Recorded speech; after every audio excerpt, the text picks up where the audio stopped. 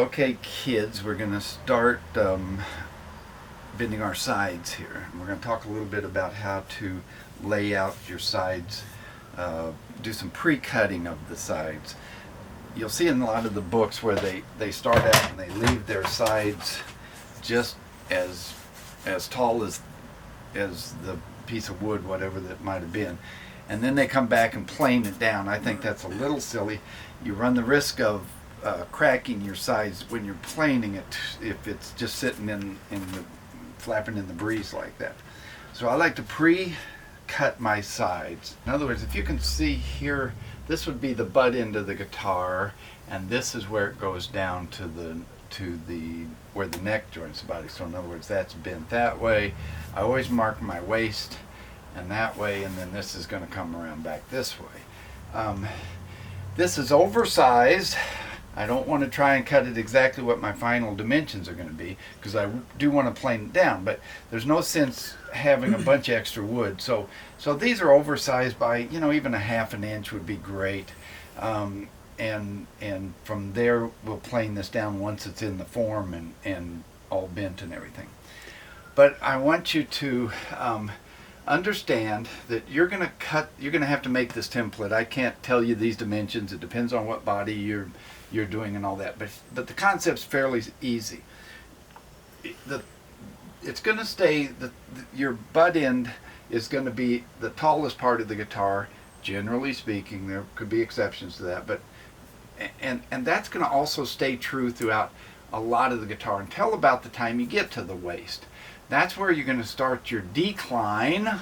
You want a bit of a decline to get to the thinner part where your neck block is.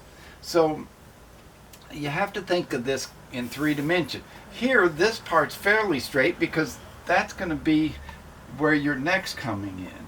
But then about here, it's going to start the turn. Does that make sense? So in other words, your block is going to be glued here, and it's going to, I'm going to show that, and then it's going to bend for a bit. So this whole section wants to stay fairly much the same size, just as this section does. But about the waist, you just want to start to taper down a bit. And again, you'll know what your dimensions are if you've taken them off of your existing guitar. In other words, if this is 4 inches here and 3 inches here, whatever it is, then you got to figure out a nice slope. And again, remember, you're thinking in 3 dimensions. This is going to come this way before it starts to slope up to meet the back side. So look at a guitar, and here it is fat, and then at about and if you look at a lot of guitars, they all look the same. So you can figure this out. It's going to stay there. It's going to start a bit of a decline, and then it's going to turn into the neck. And again, there's a section that's the same size right through there. But again, whatever that is, what you have to remember, by the way, is that you've got a flat side. The top is the flat side of this. The decline is on the back side. So again, remember to orient when you're cutting out this template, that the top is, you want when you're cutting this out, you want a straight edge. And that represents the top of the guitar. All of this cutting represents the back side of the guitar. So get that in your head. So this is the thickest part down to the thinnest part. Again, this has to be about the same for a while because it's coming this way, but that's going to be the back of the guitar. That's the top of the guitar. So once you know these 2 dimensions, you can figure this out. I can't do it for you. Now the length of this, how long is this? You want it to be a good 1.5 to 2 inches long on each side. The way you can figure out what that distance is you take your mold, which we've already built, obviously. So you can take a piece of string and start at the joint and just walk that string around.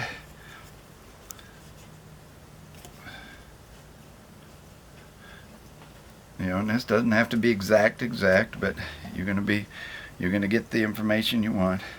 And you walk that around to the other joint, and then you measure that. And I don't know what this is, but as you can see, I've got excess on each side. So that's going to tell you what the length of that side needs to be. When I cut sides out of raw boards, I always start with 36 inches. I always figure 3 feet's always plenty. So those are a little shorter than 3 feet, so that's 33, and that's still plenty long enough. This is my template for my slope shoulder dreadnought, and that's 33 inches. So, 33 inches is probably pretty standard. Unless you had a big guitar, it might be a little more. Smaller guitar is obviously going to be a little less. Okay, so it's up to you to make your template. You got to figure that out. Now I'm going to lay out my sides, and here again I've found my book match on my sides, and I've marked that, and I've marked these as show sides. So what happens with these is you have to find a straight edge, which side you like for your edge that's going to be along your top. For example, I think I'm going to use this. I like, again, you can see the book matched grains are running the same way here. So these would both be my tops in this case, and those are nice and straight enough. These don't have to be perfectly straight because you're going to flatten those once the sides are bent. But those are my book match. Those are going to be my two tops. And what happens is when those get bent, you find that your book matches at the butt end. So you want to be careful, make sure you get your book matches are the same. So in this case, I would mark these. I've already marked them as show. I'm going to mark these as my top on that, and this one's my top here. So mark them so that you know you've got your book match the same. Again, there they are, book match, but when it opens up and bends, one's going to go this way, one's going to go that way, your bass side, your treble side, and then you'll know you're still book matched when the grain lines all match up at the butt end here. So be careful of that. So once I know my top, I'm going to take my side. This is for my neck Lucas. I marked it as such, and I'm going to just put my top against my tops here, the straight edge against the straight edge. I'm going to leave whatever overhang I've got here because that's fine, and then I'm going to mark this guy. And again, this is, we want to have a lot. We want excess. We don't need this much excess, but this is still oversized of what the actual guitar is. So, but when I cut this, I'm going to cut proud of my line. So again, there's my, if I have this one like this, the secret is you can just flip this over now and do this one that way. So I'm going to line this up, and again, be careful with this. I've messed this up many a times and not thinking about what I'm doing. But I'm going to double check myself when I'm done here. But again, that's my show side. That's my show side. Those are my tops, and they're going to go like this. Now the last thing I'm going to mark is treble and bass. So this is going to, because that's my top, this is my bass side, meaning where the low E side is, the side that I would see when the guitar is done. Then this one becomes the treble. So I just mark them so I know which is which that way. So be sure to mark your tops and your bass and treble sides on those. Alrighty, good. So now those are ready to be cut out real quickly on the bandsaw. I'm going to bend two sides here while you guys watch. This, then we're going to do the same as for the J45. And again, there's my show side, here's my J45 layout.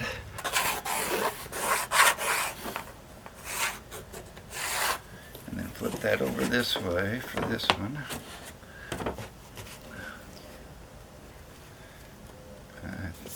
Hope I'm doing this right.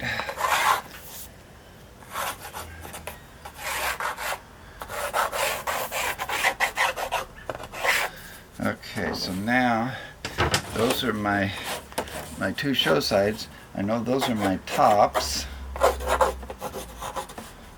That's a top, and that should be a top. Okay. So now, again, this is my book match, and then those are going to end up matching at the butt end. That's right. And then that's going to go. So there's my tops, my show sides are out. This then is going to be my bass side. This is the side I'm going to see. So I'm going to mark that bass, meaning the side that's up, and then this, this one obviously then is my treble side. So you just need a designation there, okay? So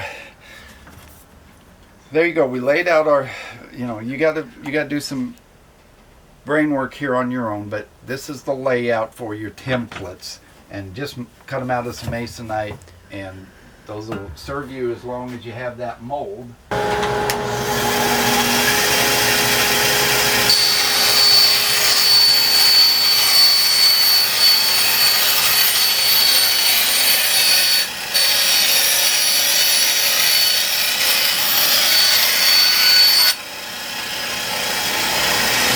Again, I stay nice and proud of my line. I don't need to get it too close.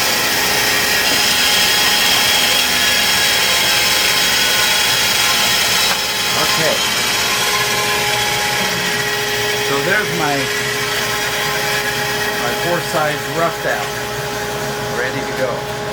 So here we go. Next thing we're gonna do is I made this out of stuff I found at Menards or the local hardware store. I put some ends on it and caulked them, and they're big enough to hold my sides. I'm going to fill it up with water.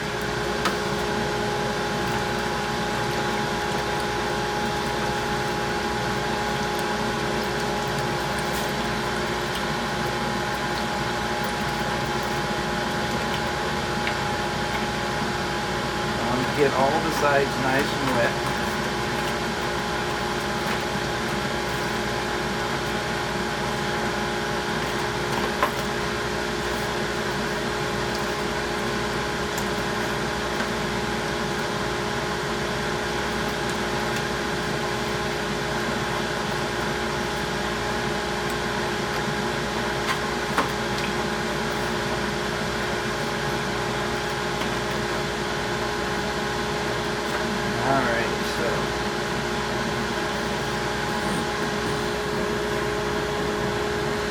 Bottle of water on there to hold them down in that.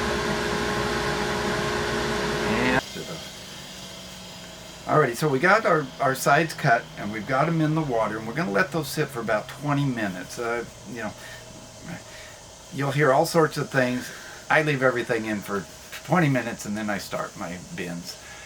Since I've got 4 sides here, some are going to be in longer than others, but that initial one, if it's in for 20 minutes, it's usually all right. So we're going to start off letting that sit for 20 minutes, and then the rest will sit in there and they'll be fine. You'll hear a lot of people that talk about highly figured woods, how much you soak them, if you just spritz them, you take all of it with a grain of salt. I've had good luck with highly figured maples where I've put them in, let them soak for 20 minutes, they bent fine. Rosewood's always really good, the East Indian stuff, the mahogany's a dream. So, you got to play with stuff. If you've got old, stiff, and you don't have it thin enough, you're going to run into some cracking problems potentially. If it's expensive wood, like Brazilian rosewood, that's kind of old and precious, and if you're not real familiar with it, those are probably best bent in a bending machine. Again, I like doing my bending by hand. I can do it quicker and it's more rewarding, and I want to show you guys how to bend by hand. But it's a little bit of a science. You kind of got to read a lot of things, take a lot of information in when you get ready to bend, and see what makes sense for you. But these are both mahoganies. They're going to be fine. They're all down, 70 thousandths to 80 thousandths. That's nice and flexible, and we should not have any problems. I don't anticipate any problems here. So we're going to come back here in about 20 minutes. We're letting our sides soak, and I'm going to take my molds apart, and I'm going to just take everything out.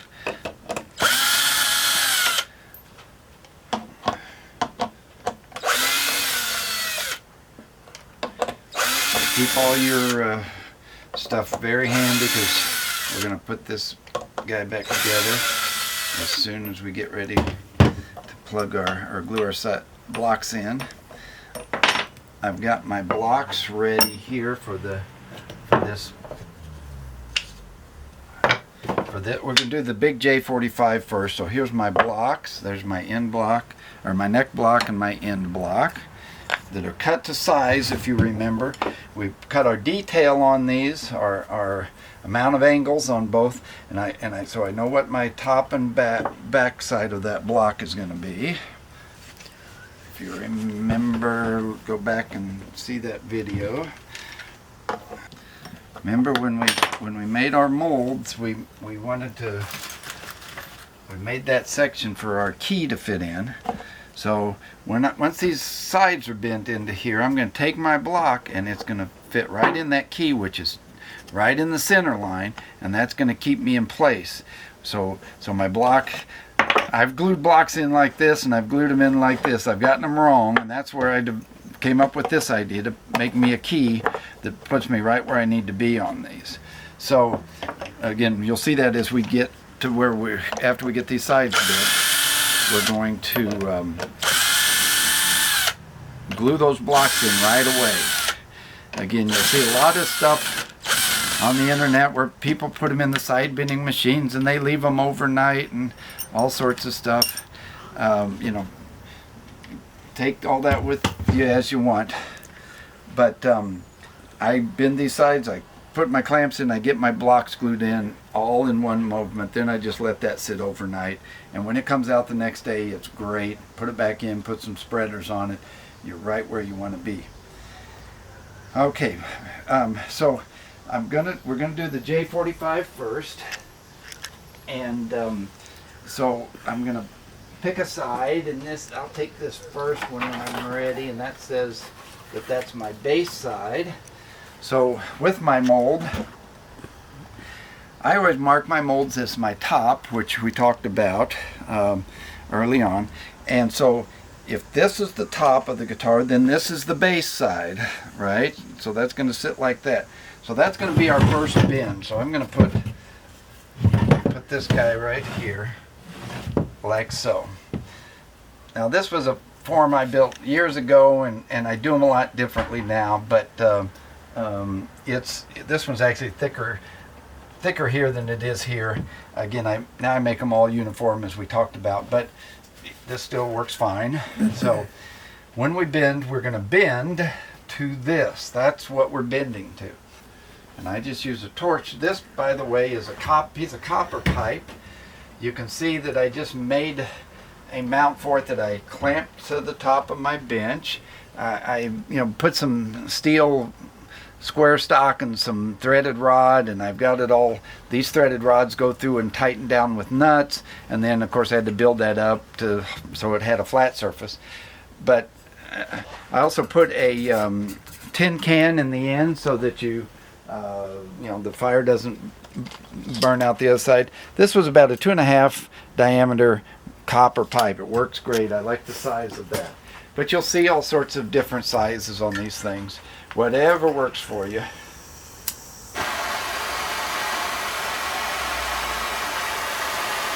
I have no idea what the temperature on this is. I'm not that fussy.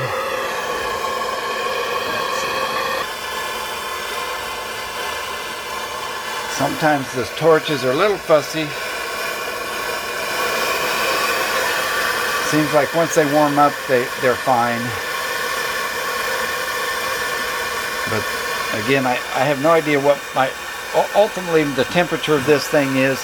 I just know it works fine, Now, how do I know when I'm ready to bend? I'm just going to spritz this, and when it evaporates like that, it's not evaporating out here yet. This is where obviously I'm going to be bending. I want it to do that when I hit it. Alrighty, so here we go. I like this is spritzing, turning to steam. And then steam's the big factor here.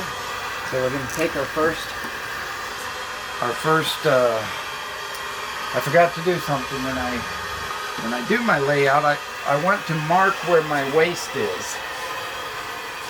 So this was about like so. So there's my waist. So this is going to be my first bend, is the waist. This is my top, which I want down. I want my top down on my flat surface. This is my top, so that's going to go down. This is my waist. That's going to be right here. So my first bend is at the waist this way. So now I'm going to come here and put that on my hot iron. I like to lay my hands flat on this. That way I can get even pressure across here and just gently lay into it. You might walk it a little bit each way.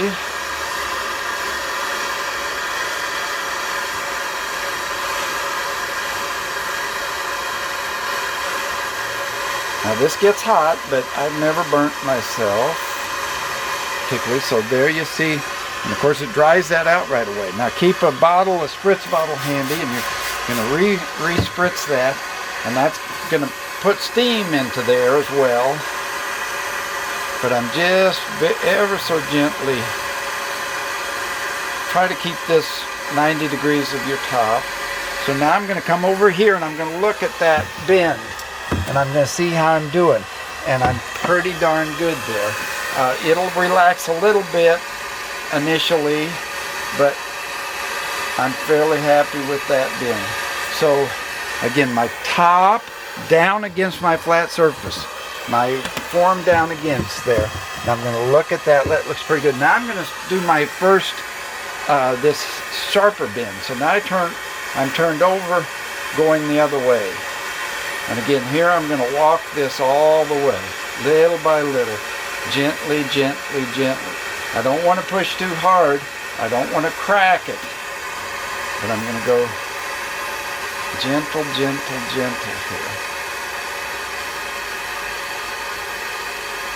And walk that around.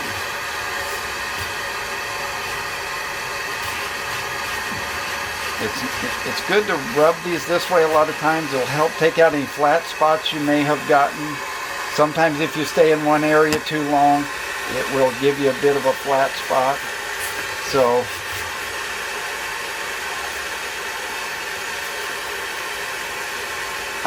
it probably doesn't hurt to overbend them a little bit, because then they're going to spring back, kind of back into place.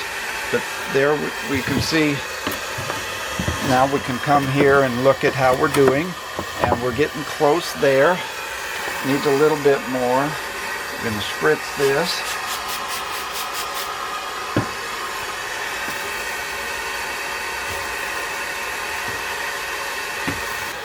Another thing that works well is get a wet rag, and see how when you push that on there, it really gives you a lot of steam. That can be really handy, particularly in tight areas of your bend. But I'm going to stop there. I'm going to come back and put a little bit more back where I've lost it. And then now, so again, I'm looking top down and against there. So now I'm going to start this big long bend this way. Because I've got my initial bends, I'm going to come back and tighten all those up.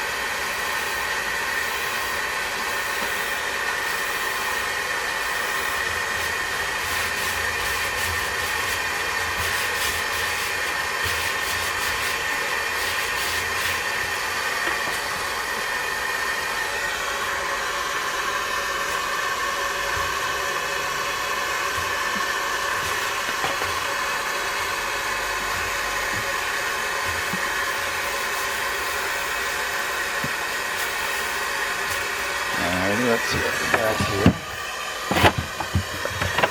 That's down. Look at that. With clamping that in, I have no problem with that. You'll see guys that say, oh, you got to bend it perfectly, but there's nothing wrong with that at all. So, and sitting overnight, once my blocks are glued in, it's going to be fine. So the next thing I'm going to do, throw some blocks in here to clamp this.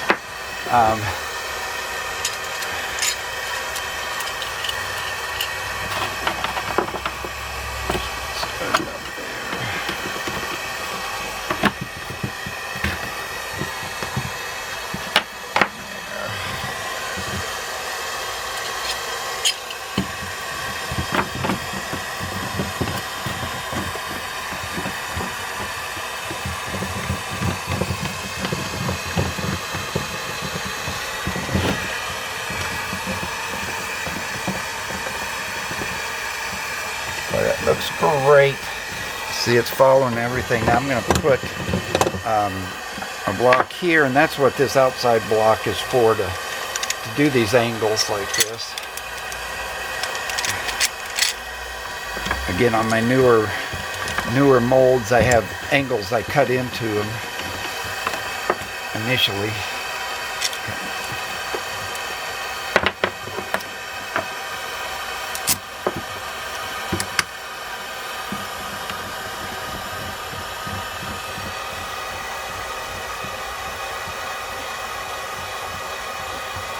There we go, that's drawing that up nice. By the way, keep pushing down so that you know you're always down on your flat surface there. Put one here.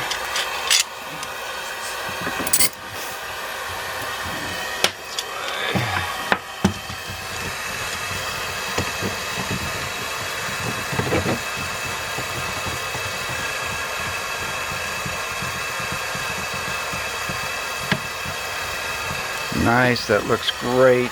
I'm going to stick a clamp there.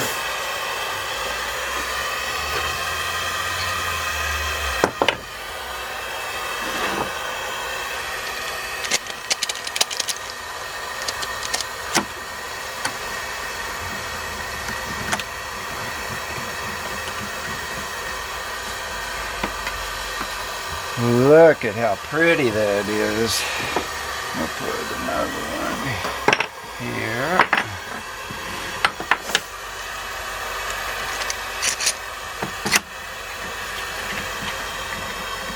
Just until we get our blocks glued in, and I'm going to put one more up here.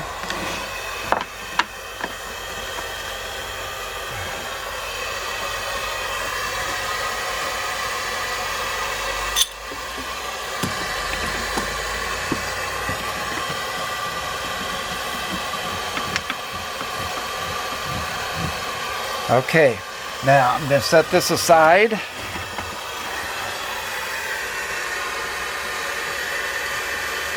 I'm going to get my other half, put my top down on the bench, top marked of the mold down on the bench, and now we're ready to start with this guy. There's my show side again. I forgot to put my waist on that, but the waist is going to be right in there. Alrighty, so this is my top. It goes down, so my waist is there. That's going to be my first bend right there.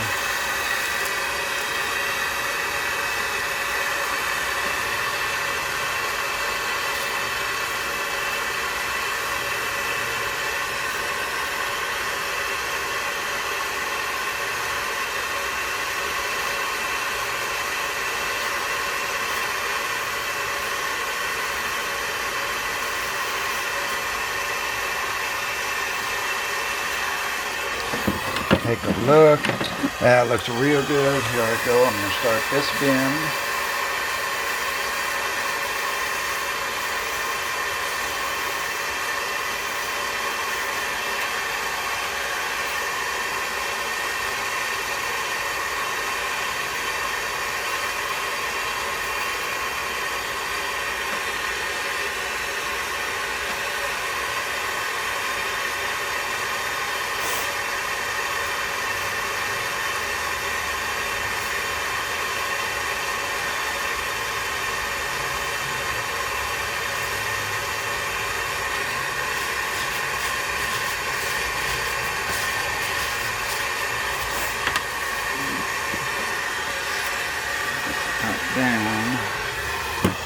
twist it this way.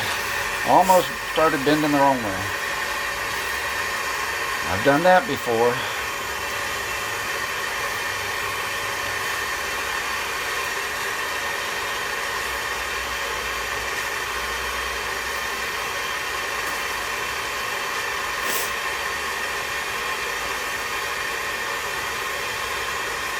Just walk it slowly. This is mahogany. It's just bending like butter. This feels great under the hands. I can just feel every little give in the wood. It doesn't, nothing seems to be fighting me. It doesn't sound like it wants to crack. Knock on wood. Knock on wood. I love mahogany. It's my favorite.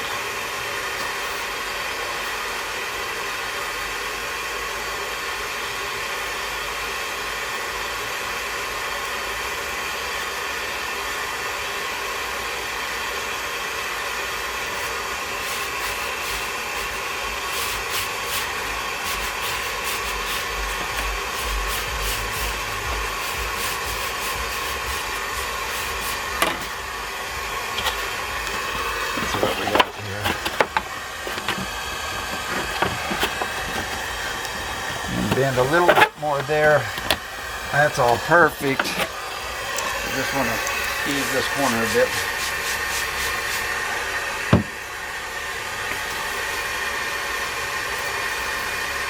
Again, I can add some steam here if I want. Careful, that's hot.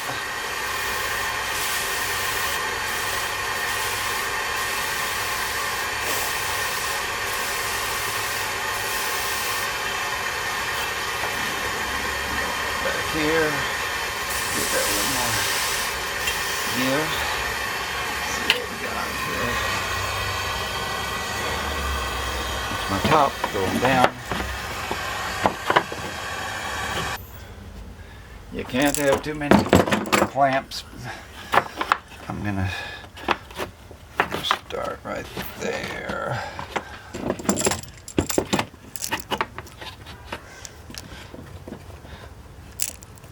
Again, make sure you're down onto your top there. Let's put one here. Down on the top, you want to keep pushing that down to that flat surface. Sometimes it wants to ride up a bit.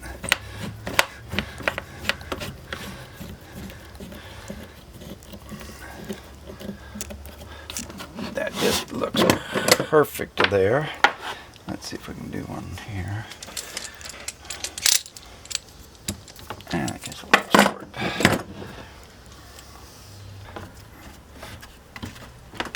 Turn down. If you feel you got to come down a little bit, take a block and tap that.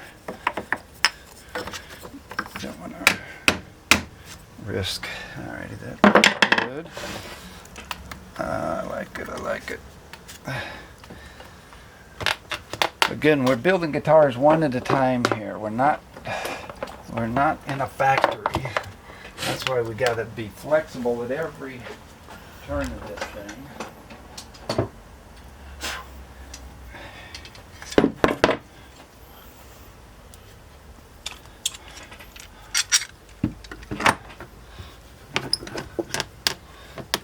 And kind of ad-lib as we go along, but boy, that all looks great. I'm going to put one more block here, and then I'm going to show you how we're going to glue our blocks in right away.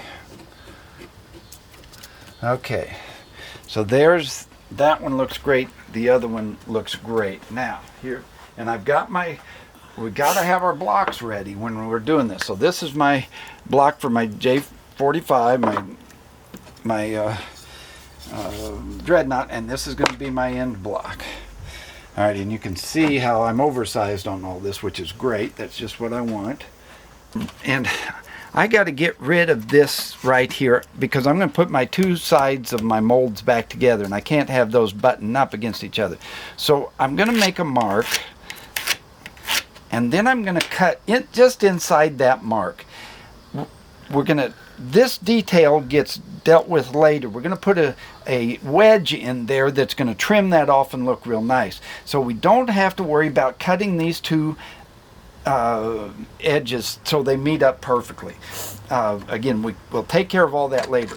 So now that I have that mark, I'm going to take and loosen a block. Sometimes I'll actually stick a block in here just to help me out a bit. You got to be careful not to crack this. But now I'm going to go gently on the inside of my line. And again, I can be a little sloppy here. I don't want to be way sloppy, and I'm going to come down.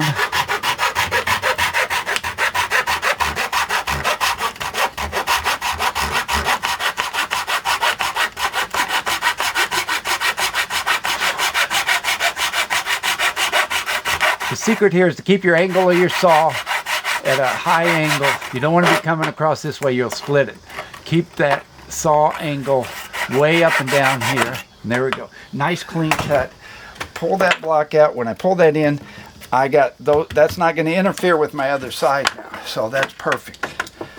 So I'm going to put this block back in here for now and draw this up.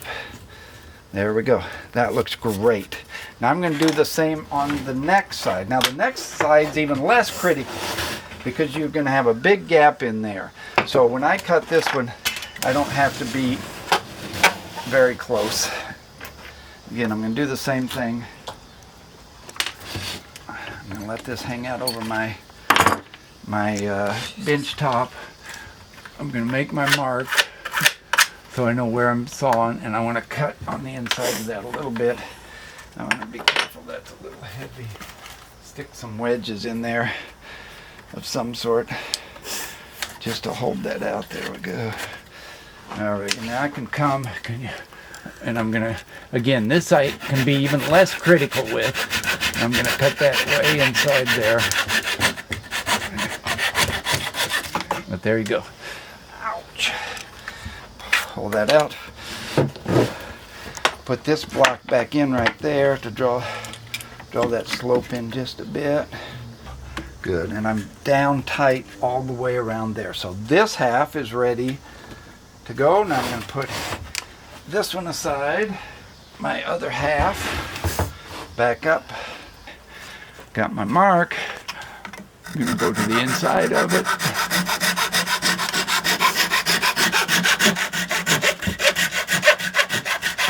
Again, keeping my saw at a, see that broke, keep that saw at a high angle. Come on. Don't fight it. Great.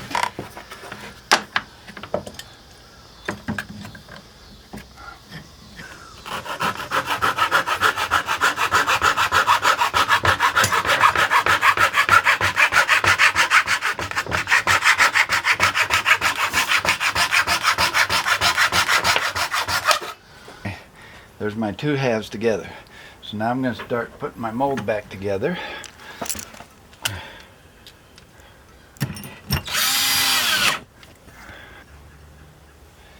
Okay, now I have to get up and underneath. I got to get my back side done on these. So.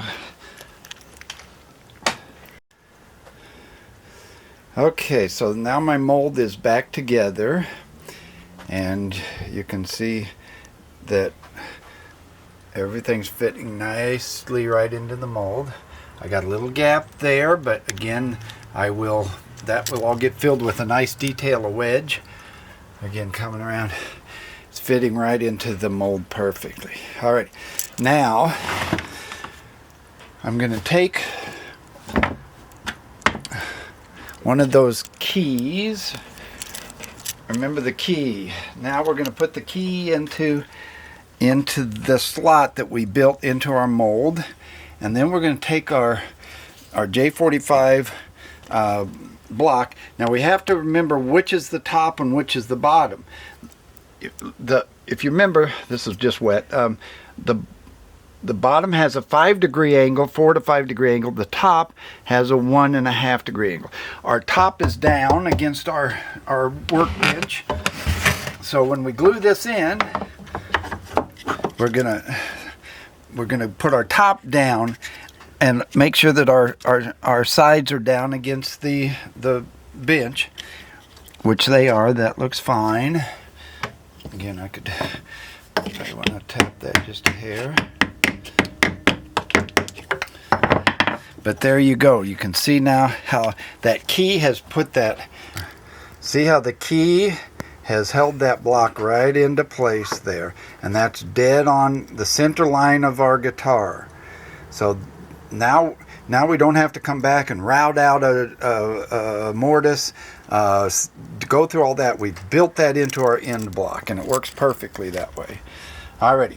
So now, once this gets glued in, these guys can't go anywhere. We're going to be able to start taking clamps off of this once we get that glued in. Now I'm going to get a bigger clamp here. Alrighty, so here we go. I want to leave these guys in right now to keep this where I want it. Those are tight. Okay, so that was my back. This is my top. It's going down against the workbench. Even though there's a 1.5 degree angle that would in theory not match up flat with my workbench, when this gets glued down it's going to be fine, because all this is a bit ambiguous on the bottom side, and we're going to straighten it all up with our plane and with our sanding blocks, so it's kind of a non-issue. I've worried about it before and realized I don't think it's a problem. Alrighty, so there's my back. I can tell the angle's steeper, so this is going down against my workbench. In with my key, like so.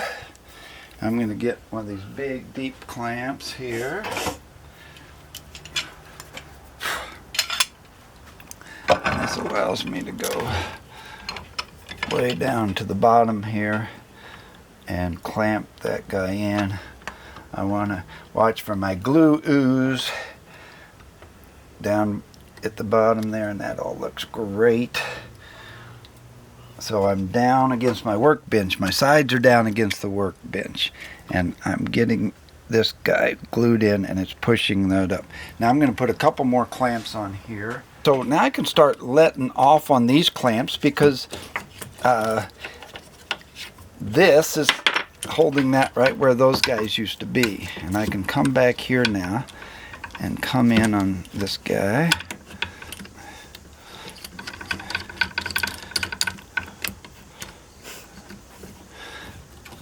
Pull that up. Oh, and that looks great. See the glue oozing up there? Also, then I'm going to take and put a little pressure on that to pull that in, that overhang. Again, that ain't going nowhere. This guy I can take off. See that? That didn't move one iota because it's held here now. It's going to give me a little more room. So now I can come around this way and clamp this guy thusly. Let that lay down. Perfect. Oh, I love it. That looks great. Everything about it. Now, I'm going to put a block in. There we go. Just to pull that up a little bit. See if we can put it on the outside. Overall. Now, see, I can take these off. That did not move an ounce. I'm going to leave these two at that waist, but again, oh wait, I'm sorry, getting a little ahead of myself. Again, these are pre-cut to size, so when I put this down against my top, I know that my size is right here. This is all going to come down to this size, and that's a little up. These two pieces didn't come together quite right, but it's all right because our curved linings are going to make up for any discrepancy there, and then we're going to come back and route that for our binding, so it's not an issue. So now we're going to glue this guy in. Again, this block can be made out of just about anything. I'm using some 1/2-inch plywood, which I like. I like the lightness of it and the kind of the sturdiness of plywood at this point. Not that it probably matters. I'm just going to eyeball this to center it with the center of my my form.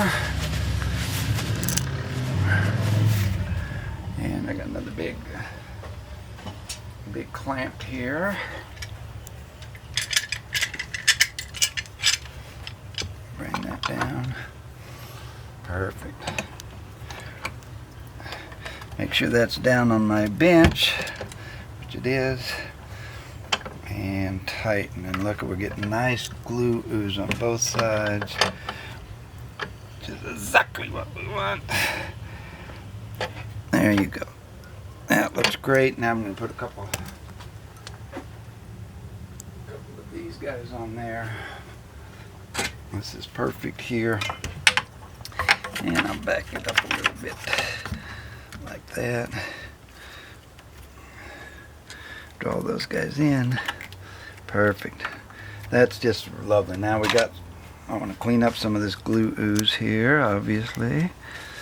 Do that before it dries. Again, I like to leave these guys in, but the rest of this, it's because these blocks are glued in, they're not going anywhere. So now if I take these clamps off, see that just did not move at all. If you saw something really move a lot, then maybe leave the clamp on it for overnight. But look at that. None of that stuff's moving at all. It really can't move. So there you go.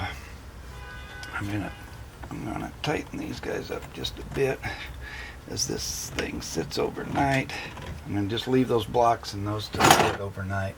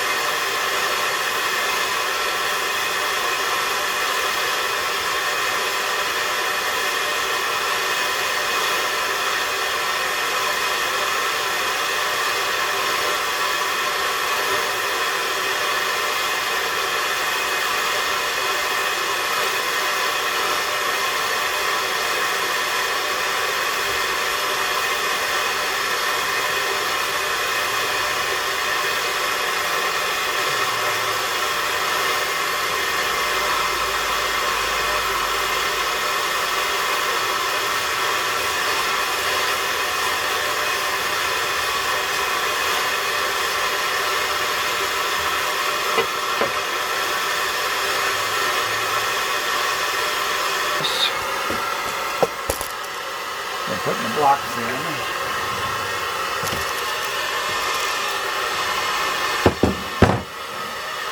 Okay, putting my top down.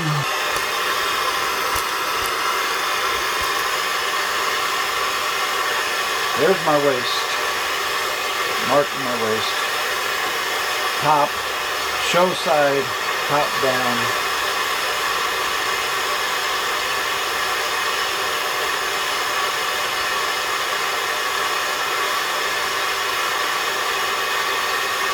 There's my first bend. That's great. Now we're going to start this way.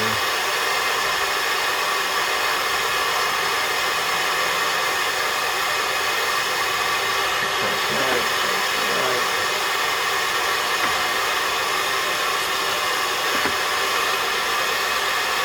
My torch seems a little hotter right now. I've really got it cranked.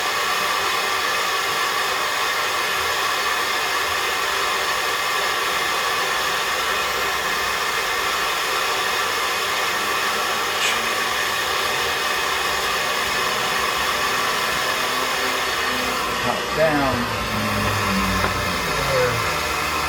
Perfect. Start this spin. this away.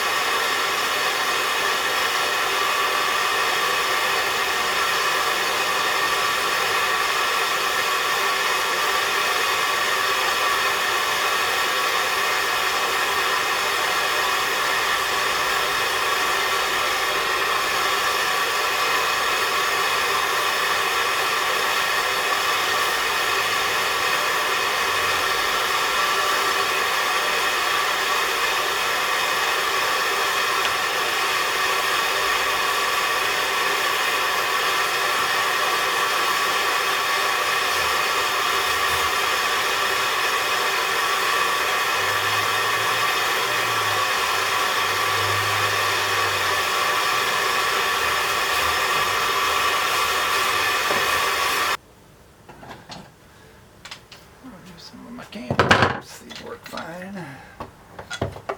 Couldn't be better.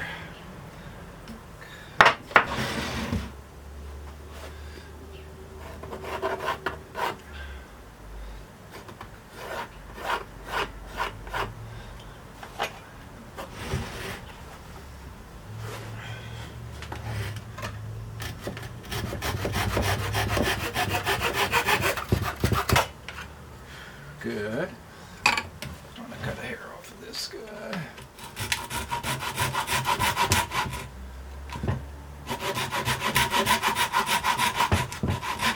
Nice. Okay. That's all down.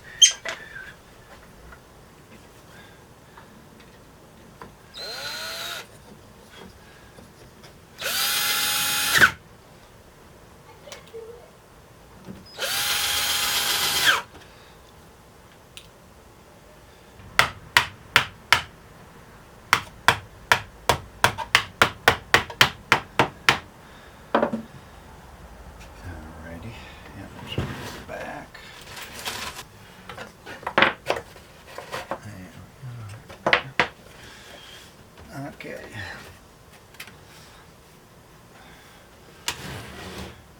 Now then, let me get rid of this. Yep, that's the 4 and 4 to 5. So that's your top. That's the top. That's the back. That's the more angled. So that's going to go there. I need my key. Goes right in there, and that's going to center that thing perfectly.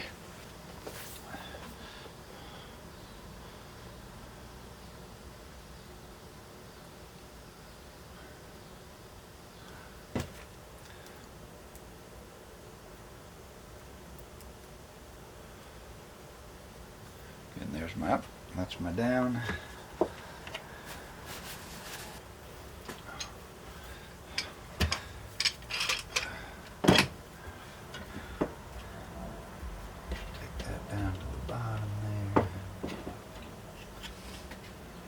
Everything looks great. Tighten that guy.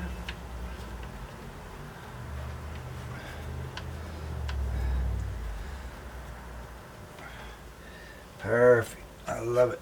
Alrighty. Now for these, we're going to use there we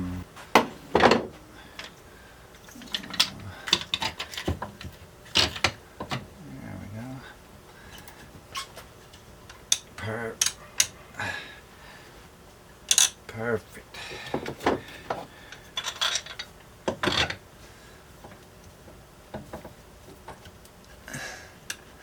Hope you can see that.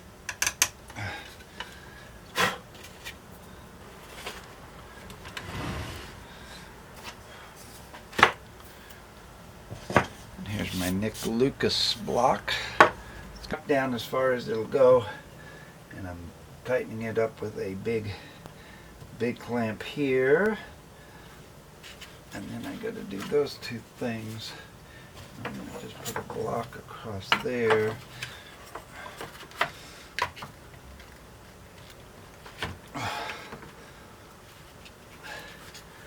Oh, that's great.